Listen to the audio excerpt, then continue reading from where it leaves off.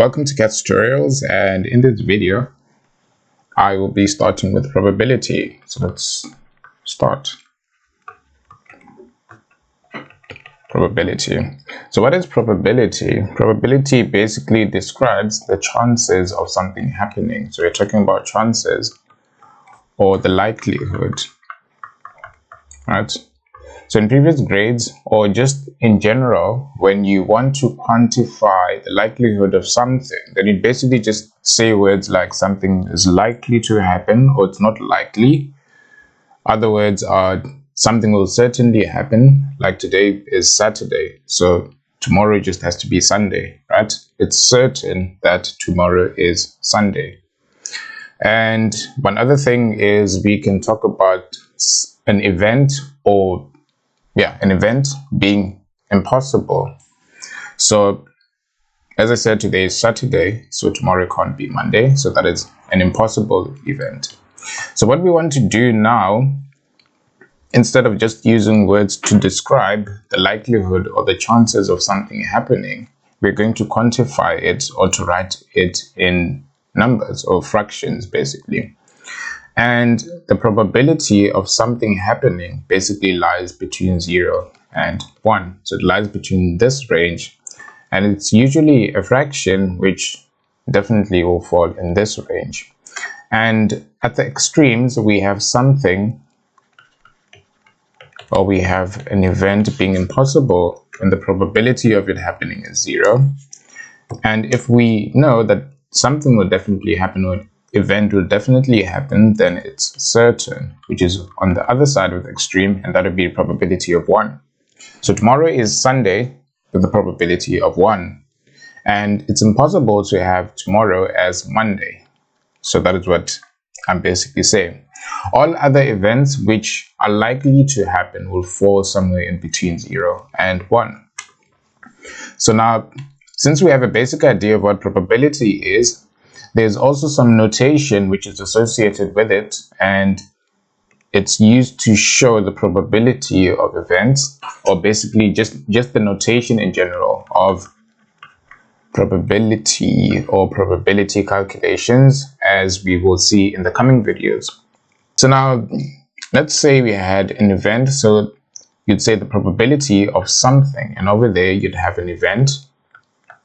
And just for simplicity, just so we have something in common to work with, let's just call that event A. It can be anything. We're basically talking about the probability of an event. An event can be just about anything, which you do flipping a coin, pulling out a card, picking a color, and as I indicated, like having days or making predictions basically. So we're trying to make predictions, or we're trying to quantify the chances or the likelihood of something. So P stands for probability, and in here you'd basically write the event which you are testing or which you want to quantify. And this notation, or this first thing that I wrote out here, would be the probability of A. So you just read that out as probability of A. And all other things which are, all other events which are outside this A. So for example, what can I say? So if you are flipping a coin, it's either heads or tails. But instead of writing you have this, you can write this instead. And this notation with this prime thing over here basically says we are not talking about tails. So instead of writing heads as just this, you can write it as not tails, because in this case you only have two options, so it's safe to do so. And now what I'm getting to is that we also have another notation which says if you don't want the probability of A, or if you want the probability of everything else except A, then this is how you'd write it. So this is the probability of not A. So probability of not A will be denoted by this, and by this part or this phrase that says not A, we're basically considering everything which is not A, right? So just about anything, any other event associated with the types of event that A falls under. So any other thing which is not A, that is what we're basically saying, but not by not A. And another piece that I want to talk about, let me just scroll down.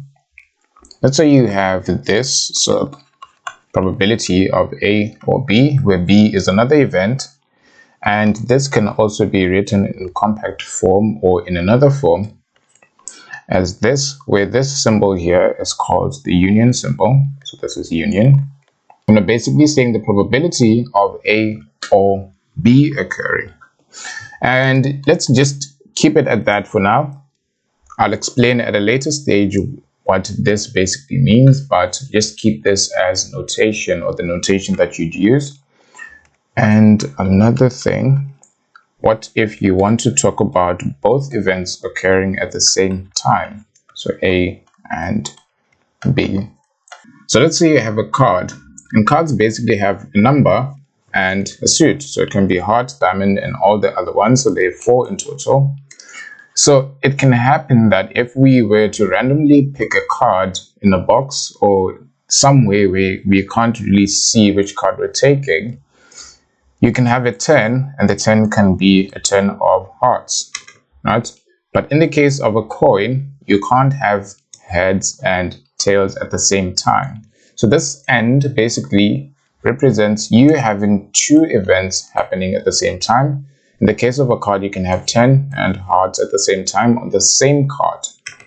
But in the case of coins, you can't have heads and tails at the same time if you flip the coin. So this is what the AND basically means. Having 2 events happen at the same time. And another way that you can write this, so another equivalent way would be A intersection B. So this symbol, which is just a rotation of this other union symbol, is the intersection. Right, so that is the probability of A and B happening at the same time. Now let's talk about one last part in terms of notation. And it looks like this. It's basically a line, a vertical line in between these 2. Now let's say, for example, what example can I make? So let's say, what is the probability that you can start cooking if the stove is now hot? Or let's say you're using fire outside or something like that. And basically, what is the probability that you can now start cooking if the fire is already lit, right? So what I'm getting to is that this symbol basically says something is given. So in my example, let's say the fire is lit. So what is the probability that we can now cook? So given something, so this is fixed. It's basically fixed, or we can see it. It's basically evident. It's there. So the fire is on, the fire is ready. So what is the probability that we can start cooking if the fire is already on? So this is a fixed thing. So this basically means, what is the probability of A if B is given? So B is fixed. It's already there. It's something that we can see. And that is what this basically means. The probability of an event given another event which has already occurred. So you can basically say that B has already occurred.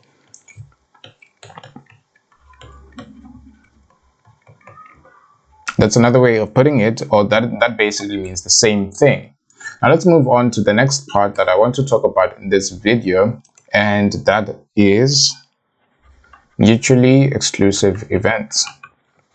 So as you'll notice, probability has a lot of terminology, and I do advise that you familiarize yourself with the terminology, because it's important when you're reading out a problem or a question that you take the words or the particular words that have been used in the phrasing of the question, and you basically have to understand what is being said and what certain words basically imply.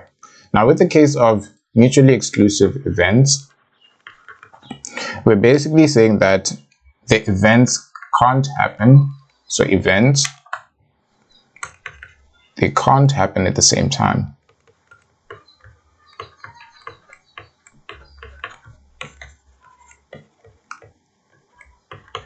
And I did make an example when we were talking about the end. So this is the basic principle of mutually exclusive events. So what is the probability that A and B can happen at the same time? It's basically 0 for mutually exclusive events. And here's why. For example, I did talk about the coin. Let's say you have a coin, then it can take on, if you flip it, then it can land with tails pointing up or with heads pointing up. And this can't happen at the same time. So these are mutually exclusive events. If you flip a coin, you only expect to get one, but you can't have them both.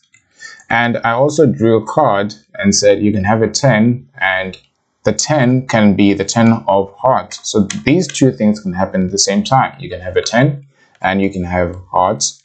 So these two events are not mutually exclusive because they can happen at the same time.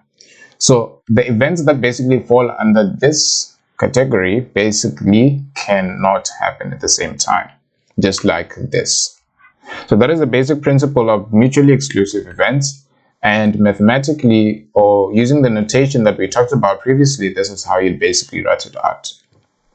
And now moving on to two other things that I do want to talk about, the next of which being the addition rule.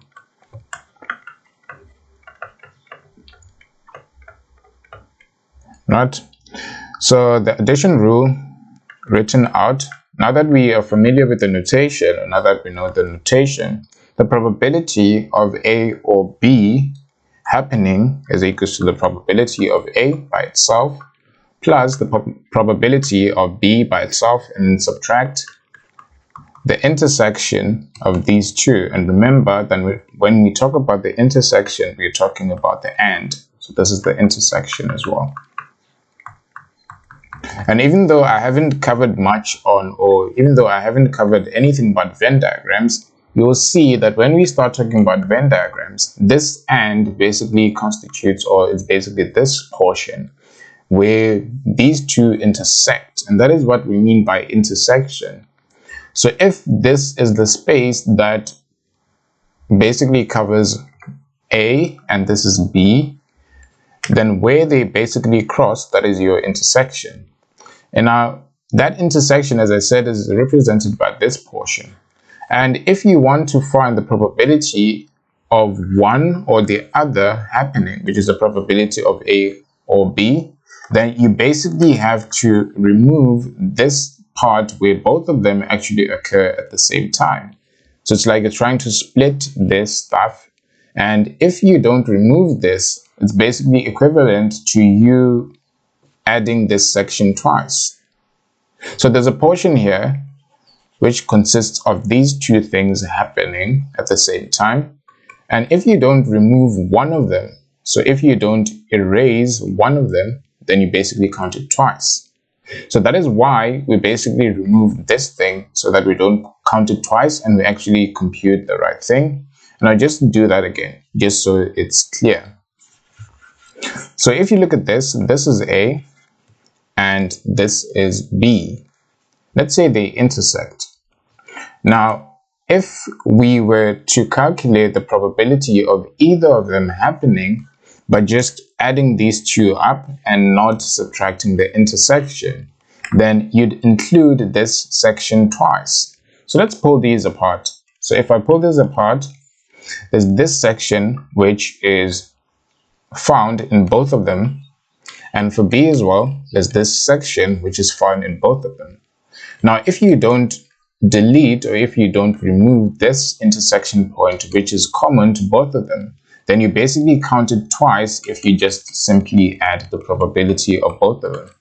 But now, if you remove one of them, or if you remove the intersection, then you truly do have the probability of one or the other basically happening, because this section is also in that. And if you then add this and then subtract one of them, the total would just be this intersection, or this thing that you now see over there, with only one part of the intersection at play. So that is why we basically do this, and this is the addition rule, and you'd write it out like that. I can just write it down again. The addition rule: probability of A or B happening is equal to the probability of A by itself, probability of B, then subtract the intersection.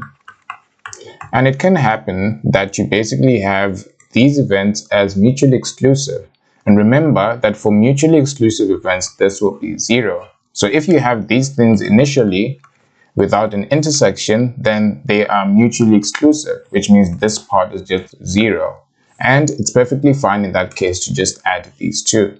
So always check whether your events are mutually exclusive or not. If they are mutually exclusive, then you can just simply add this because that will be 0.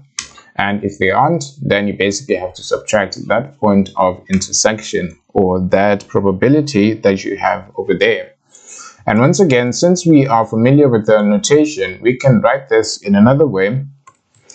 We know that this OR basically is represented by union, and this stays the same, that stays the same. But at this point, we have an intersection, and its compact form is basically that. So these two things are basically equivalent. And we can move on to the last section that I want to cover in this video. So the last section talks about complementary events. So complementary events. So you can look at these events as events which basically sum up to 1, or the probability of these events sum up to 1. So if this doesn't happen, then this will happen. And if you add that, it should give you 1, because the probabilities range from 0 to 1.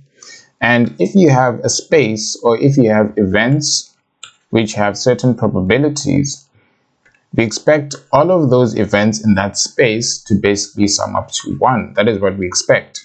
Now, if you don't have so let's talk about an example. Let's talk about a coin. And a coin, you can see that I basically talk about this coin a lot. It's basically used a lot in probability theory to explain quite a lot of things. Now, if you have a coin, you can either have heads or tails if you flip it and it lands. So it will either land on one of these. So now, if you don't have heads, you basically have tails. Both of these events have an equal chance of happening, and if you add their probabilities, they should give you 1. So that is what we talk about, or that is what we mean when we basically talk about complementary events. And the events don't necessarily have to be 2 events. It can be any number of events, but we usually say the probability of something not happening, or the probability of not A, for example, is equals to 1 subtract the probability of A, because the probability of A and the probability of not A is expected to give us 1. So if we're not at A, then we have something else, and this can be expanded to be a lot of probabilities. It doesn't necessarily have to be one single probability computation. If we don't have A, then we basically have something which is not A, and the probability of everything that is A and that is not A should give us 1. And to sum up the complementary thing that I am now talking about, you can write it like this, basically. Either on the outside or in the inside, it doesn't matter where you have this not thing. And we're saying it's equals to this, because this is what we know. But this doesn't necessarily apply to everything, right? So the events basically have to be mutually exclusive, because we can't have A and not A happening at the same time. There would be an intersection, and this computation would not work out. So for complementary events, we want them to be mutually exclusive. and we want this to basically hold. We want this to hold. The other event, which is not A, you can either call it not A or you can call it any other value to show that we are actually not dealing with A. So these are the two things. The one event and everything else which is not that event should add up to 1. And for this to hold, those two events have to be mutually exclusive. Now, I hope this made sense, or I hope it actually cleared a few things up for you. But if it still doesn't make sense, then I advise that you either go through this video once again, or you stay tuned for the next video where I'll basically do examples which are related to all of this stuff which I've been talking about. Until then, that is all from me. If you haven't subscribed, please subscribe.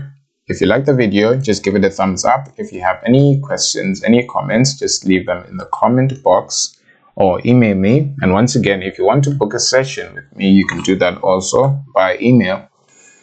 And that is it. I will see you in the next video.